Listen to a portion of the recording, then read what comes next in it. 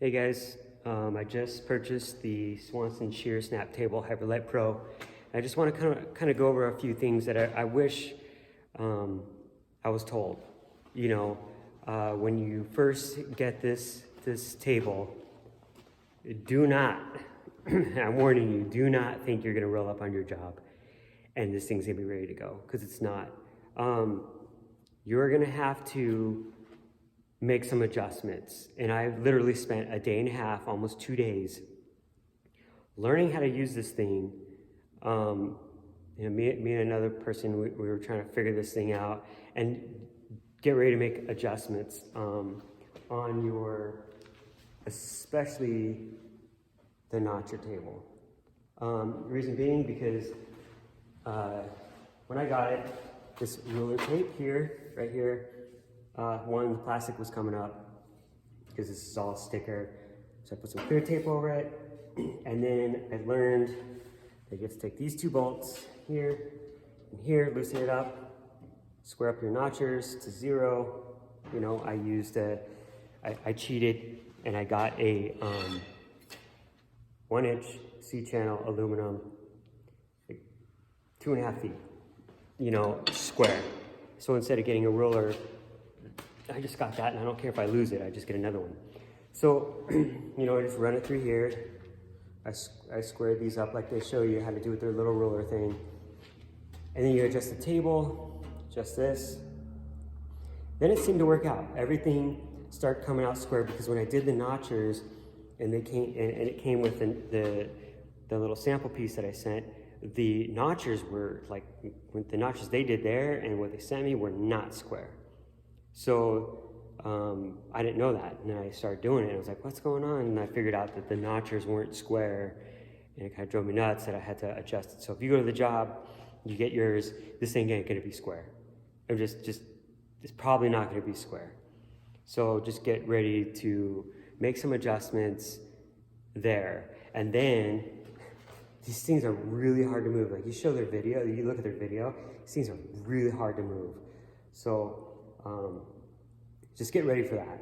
You know, I thought they're gonna you're just gonna move it side to side. No, they're not. So I just, you know, not supposed to, but I put some lithium grease on some of the little joint things down there. Kind of show you what it is. See if you can see it. So hopefully, I don't know if you can see that. But anyways, little white lithium grease in there, just touch on those things. It's a little bit better. It's still pretty difficult, or pretty hard to move. I did use this little aluminum C-channel I told you about, 1-inch. So I was able to learn how to, if this, you know, what are the marks? What do I mark to? So this right here, just show you, this little drop down right here, and then this little plate right here. From there to here is roughly 7/8 of an inch. You know, so that's when you do your notch out, your knockouts, and then, you know, it's all squared and you want to do your slit. But if you butt it up against that knockout and then you do your slit, you know, so you can have your, you know, 1-inch hem, it's roughly 7/8. So I mean, what I figured out is if I just you know, put it here squared up, maybe bring it back to 1/8 inch by eye, and then cut it, then it'll be, you know, true 1-inch if you want to get all technical. I do wish this thing had a toolbox, dude. Because what I'm noticing is when I used it, notice all my stuff here, it's like everything kind of gravitates there. So what do you think it's going to do at the job? Everything's just going to gravitate to here. So a toolbox, you know, with a lid on it would be great.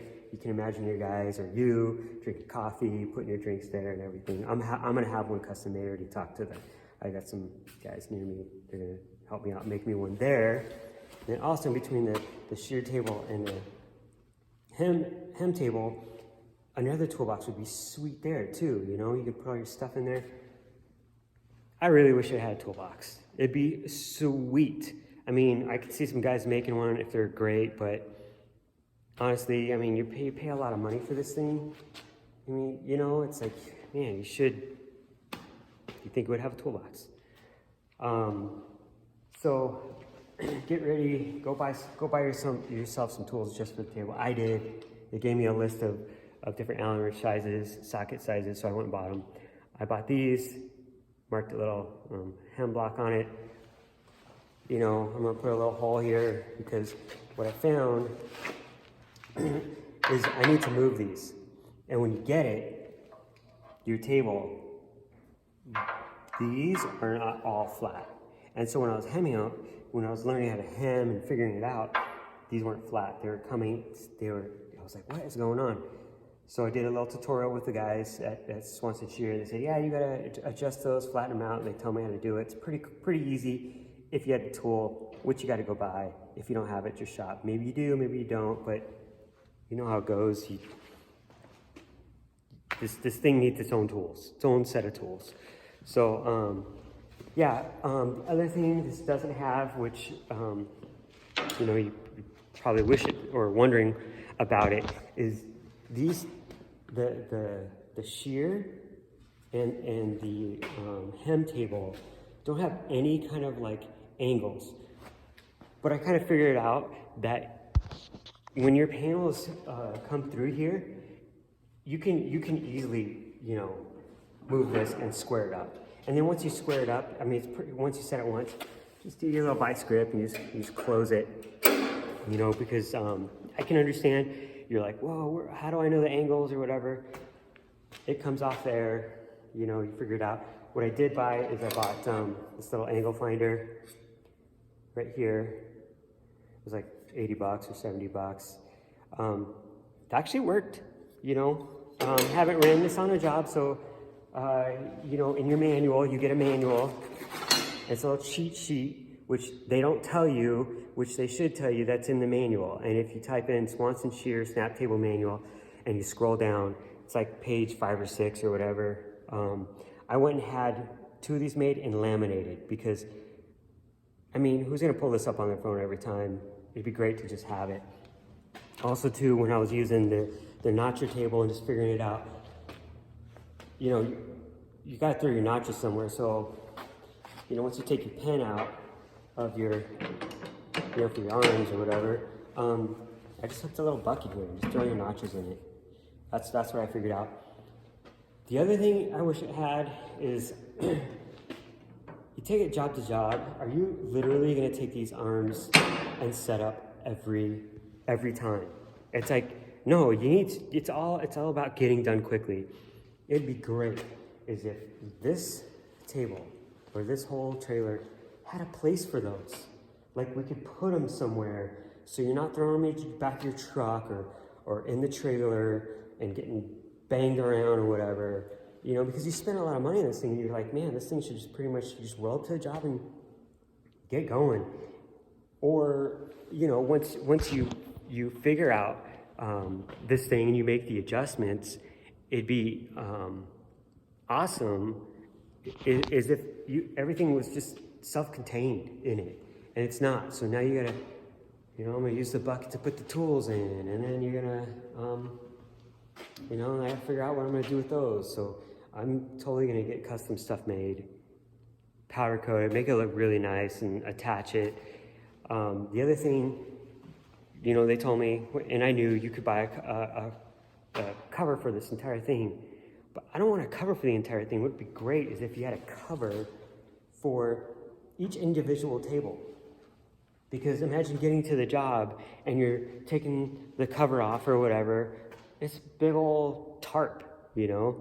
If you had a toolbox, you know, you could take each individual thing off, put it in the toolbox, and when you're done, just take it out, you know, cover it up. Be quick. Because for myself, I could just see maybe like one guy handling this table. You know, everything. Get to the job, boom, one guy. And everybody else is, you know, on the roof doing the metal jobs. Now, or putting the panels on. I don't know how it's gonna do with long panels, 15, 20, 30 footers, you know. We'll figure it out. I would figure you have your stack of panels on one end, you run them through, you know. I doubt you're gonna be using the hammer on long panels for your bottoms. You're probably just gonna do it when you're up on the roof, You know, if it's a lower pitch. If it's steeper pitch, well, yeah, you're gonna do it on the ground. But this would be great for guys prepping sections, you know. Valley cuts, who loves doing valley cuts? I hate them. So this would be great. You know, I'm sure as we learn, we're gonna be able to work backwards. Also too, just because, you know, you do valley cuts, you know, one way, you go into a valley one way, you know, and each section is different. These notches slide out. So you could take this one and put it over there and that one over here, because one's the female and one's the male end. So you can go back and forth, but obviously these arms are gonna be going a different way. Thing that sucks is this table, I mean, it's one-sided. It goes on one side. You know, shouldn't there be one on each side? You know, so when you switch out your handles, you don't have to like, oh, okay, wait, hold on, let me see. You know, I'm guessing that, you know, once you got your valley angle figured out or whatever, that you'll just lock it in place. Here, just showing you, you have a little wing nut right here.